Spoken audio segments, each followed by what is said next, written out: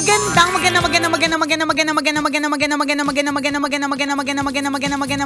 tanghali. Kumikinang na ulo, Diego Bandido.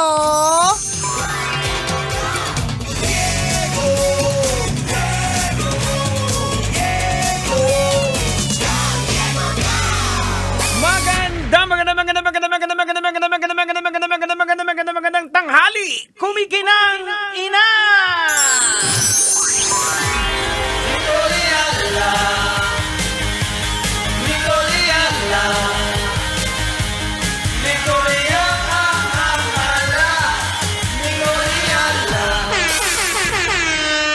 Dear Nicole Yala and Diego Bandido.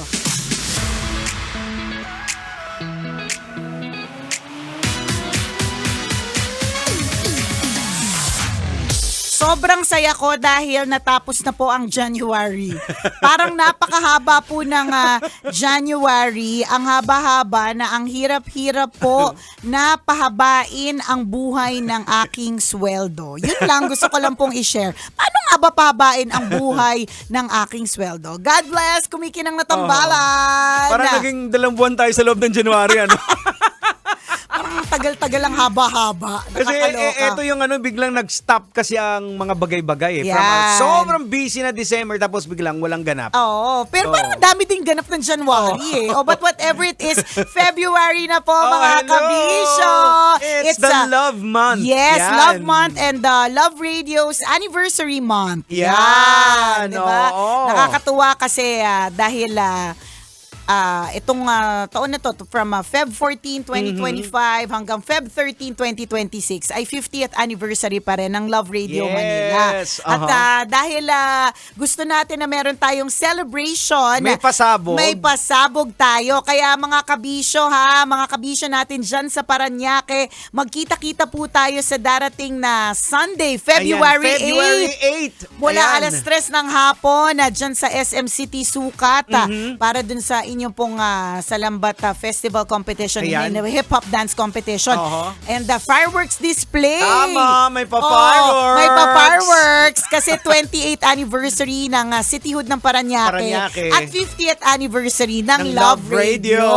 Ayan, so kita-kita tayo. Mark your calendar, that's February 8, alas 3 ng hapon. Correct. Kita-kita tayo doon. Kita-kits mga kabisyo. Hanggang gabi na yan. True. At syempre, buong Love Radio nandoon po. Correct ka. Isang walang malaking check. absent. Tama. Parang may isa na nga eh. Ha?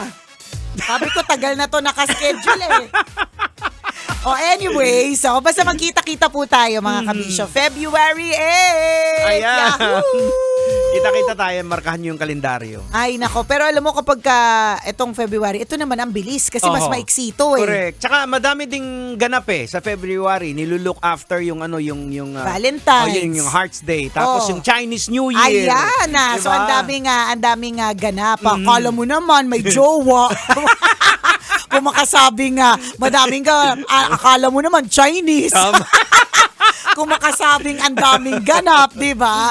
Pero sa True Laluto Lang Halong Eklavu, every day that is given to us, mukha mang mabagal o parang mabilis, it's a gift that is given to us. Di ba? Binigyan ka ng isa na namang araw para mabuhay. So sa halip na magalit, mainis at mayamot, di ba? Let's be happy that meron tayong araw na ito. Minsan hindi maganda yung araw, minsan hindi maganda yung buong linggo, minsan nga hindi maganda yung buong buwan. Tama. 'Di ba? Pero it's not a bad life. Correct. It's just a bad day, Oo, diba? it's just a bad day, a bad season, ganyan. And magbabago din naman po ang lahat. Huwag mag-alala. Ayan.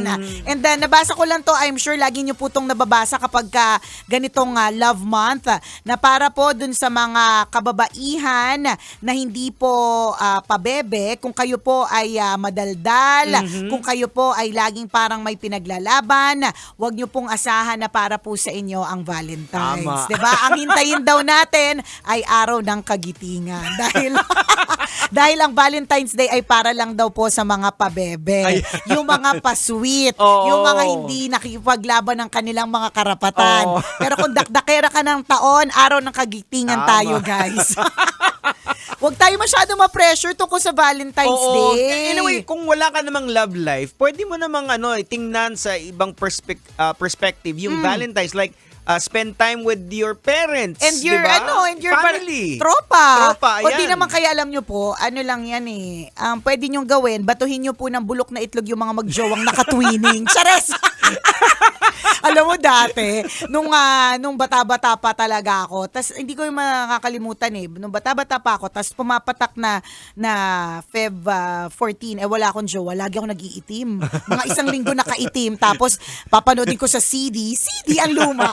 Nanonood ako sa CD, puro horror. Ayoko makakakita ng mga mga love story, mga ganyan, naiirita ako, lalong-lalo na yung mga he loves her, she loves me, he loves me na mga twinning shirt. Gusto ko talagang batuhin ng ng bulok na itlog eh. Gets namin yung mga ganyang klaseng feeling na parang, lahat may flowers, lahat may tsoko-tsokolate, ganyan. Tapos samantalang ako, walang jowa. 'Di ba? Dadaan at lilipas din po, okay lang yan. Oo, isa pang perspective na gawin mo, pwede mo pagkakitaan kung wala kang Pwede. jowa, 'di ba? Ano bang negosyo na pwedeng Tama, ngayon, na 'di ba? pwedeng pasukin. Oo. 'Di ba? Ewan ko kung meron Instead pa na rin. mainis ka, 'di ba? True. Pwedeng sabi nga ng isa kong kaibigan, ang Valentine's daw ay isang napakalaking marketing strategy. Tama. 'Di ba? Minsan hindi na siya talaga tungkol dun sa mga pag-ibig at pagmamahal eh. Oo. Tungkol na ito sa mga anong pwedeng mabenta, Ayan. ano yung mga pwedeng 'di ba? Pagkakitaan, sabi nga ni Oo. Diego, 'di ba? So pwede din naman 'yon. Correct, oo. O di naman kaya yun nga, spend time with your family, maghanap ka ng mga kapwa mong single Ayan. na naiirita sa Valentine's at Oo. kayo ay mag-set ng date together. Oo, malay mo, Oo. maging kayo. Ay, malay mo, hindi natin sure. Hindi natin masasabi. Pareho Kaya- kayong visit sa sa Valentine's, sa Valentine's, diba? tapos kayo pala. Pero alam mo, gets ko yan. Kasi meron akong kaibigan. Isa to sa mga staple na kinikwento ko kapag ka Valentine's eh. Naging CEO ng kumpanya, isang napakagaling na lawyer / accountant. Kumbaga parang dun sa kadikit ng kanyang pangalan, napakaraming mga letra. MBA, attorney, Ang daming CEO. title. Ang dami niyang title, ganyan. Pero kahit na daw, gaano katindi yung kanyang na-achieve in terms of her career, sa karera sa buhay. Ramdam na daw talaga kapag ganitong love month, kapag ganitong pumasok na yung February, ramdam niya daw na parang wala siyang achievement. Oo. Sabi niya. Wala ba siyang love life? Wala. Ay. Kasi nga single siya. Kasi yung bang kapag lalaki ka, tas ang sobrang yaman, tas yung para bang kapag lalaki ka, para maiintindihan ko kung bakit hindi naman sa hindi siya maganda. Magaling, nakakatawa siya. I mean, she's a fun person to be with. Kaya lang, yun nga, siguro dahil sa tindi rin ng achievements, problema to ng mga sobrang matatalino di ba? Na minsan, intimidated na yung gustong pumorma. Correct, intimidated. Tapos siya din naman, sa kanya din naman, meron din siyang meron din siyang parang may mga preference din siya. Ayaw niya nang kumausap ng tanga, may mga Oo, ganun. correct. Totoo. Nangangati siya pag may kausap siyang tanga. Pag may kausap siyang bobo, hinahadhad siya. Mga ganon. May mga tao hindi ma-tolerate yung Oo, ganyan correct. eh. Hindi nakakatagal kapag ka nakipag-usap sa tanga. Ganon. So, ganon din siya. Kumbaga parang meron din siyang standards na ang trabaho dapat is from this level to this. Parang hindi siya magjojowa ng rank and file. Tapos sabi ko sa kanya, hala ka, ang daming pogi sa rank and file, no? Ganyan, sabi niya, hindi sa parang hinahama ko yung posisyon. It's just that, madami akong nakikitang maging possible na parang challenges in the end. Parang gano'n. Sabi ko, advance mo naman. Ang advance mo naman mag-isip, challenges agad, porque magkaiba kayo ng tawag doon, intellectual capacity. Ay, ang problema kasi pag minamap out mo kung anong gusto mo mangyari, hindi kasi nangyayari sa ganung bagay. Tama. Sabi, Oo. yun din yung sinasabi ko talaga i-allow mo na ma-in love ka sa kahit kanino. Oo. At mag-iiba yung perspective mo. Correct. Mag-a-adjust ka. Tsaka, naniniwala naman ako na pwede magbago ang lahat. Diba? Oo. Madami tayong narinig na kwento na nagsimula sa wala. Pero dahil merong pangarap, diba? Mga self-made people. Correct. Oo. Diba? Hindi mo naman pwedeng husgahan agad, ay, rank and file, di ko jojowain kasi CEO ako. Hindi Ayan. Hindi magtatagpo yung oras namin kasi busy ako. Correct. O, di naman kaya, may insecure yan sa akin. Advance mag-isip. Paano kung mataas din ang confidence level? Diba? Wala lang sigurong opportunity na nabibigay pa sa kanya. Or di pa siya napupunta dun sa tamang field. Mga ganon. Kaya, O malay mo, Nandun pa lang din ikaw siya. yung siya yung maging way kung paano umakyat sa Corporate ladder. Oo, yan, diba? Jowain mo yung CEO para ma-promote ka agad. Ayan, Chares. oo. Hindi, ibig sabihin, empowerment kasi kasama yun sa relationship. I-guide mo, Oo. diba? Kasi kapag ka mas lalo mong iniisip na mataas ka tapos hindi ka makakababa sa level, parang pangit, Oo. diba? So, kinakailangan mo talagang, pag na-inlove ka na, doon na natuto ka na mag-compromise ng mga bagay-bagay. Kaya ngayon, yun yung sinabi, basta lagi ko, hindi ko makakalimutan na parang, basta pumasok ang love month, ramdam na ramdam niya talaga yung kakulangan sa sarili niya, na parang, pag, in any other month, alam mo talagang, wow, pow. Ano siya, sabi ko sa kanya, huwag ka mag-alala, maiksi lang ang February. Pagdating ng March, women empowerment, buong buwan sa'yo. Empowered ka. In other words, you can't have it all. Yes, 'Di ba? Minsan talaga naiinggit tayo sa buhay na meron yung mga ganyan. 'Di ba? Kasi kung titingnan mo yung buhay niya, doon sa kinikwento ko pala, may isip mo, wow, grabe no, ang parang daming nasa kanya na lahat. Nasa kanya na lahat yung pala, 'di ba? Ang hinahanap niya lang makakatukaan ng Valentine's. Yun lang pala talaga yung magpapaligaya, hindi yung pagiging accountant, hindi yung pagiging CEO, hindi yung pagiging direktor ng kung anek, di ba? You can't have it all. Kaya, ito yung sinasabi natin na mag-focus tayo sa sarili nating mga blessings. Yes, oo. Kasi pag tinitingnan natin kung ano yung wala tayo, talaga nakakalungkot. Kasi marami talaga tayong kakulangan. Correct. Ganun yun.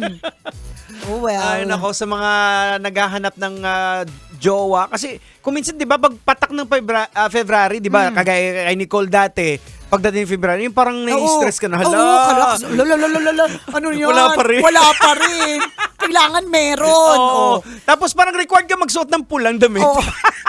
Buti na lang nasa Love Radio tayo. Hindi tayo judge kasi kapag ka, Feb 14, ganyan, naka-red tayo. Anniversary kasi natin. Hindi kasi may kakaiba talaga ng red ang puso. Kaya ganon. Basta wag na ma-pressure, wag na mainis. Ayan. Kung wala kang jowa ngayon, hindi pa lang talaga panahon. Correct. Malay mo, sa next Valentine. Ayan. So, meron na. Darating din yung icing sa ibabaw ng cupcake Yes! mo. Sa tamang panahon. Correct. Dadating din ang, yung apple of the eye, Ayan. palaman of your tinapay, kulango to your daliri. Dadating din ang cure to your aray, di ba? Tama. Iwala lang. Tsaka syempre, kung halimbawa, medyo assess ka din sa sarili mo. Ayan. Ba't ba ako hindi nagkaka-jowa? Correct. Jowang-jowa na ako. Ayan. So, unang tanong dyan, do you even, ngayon kasi 'di ba dahil uso na ang mga dating apps, meron ka bang dating app? Ayan, nagtatry ka ba?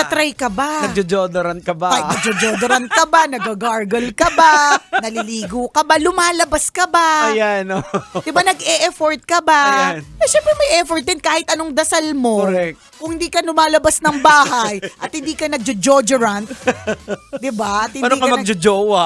Paano jowa? Oo. No. Jodoran nga, hindi mo magawa. Kaya Jowa nga, pa. true.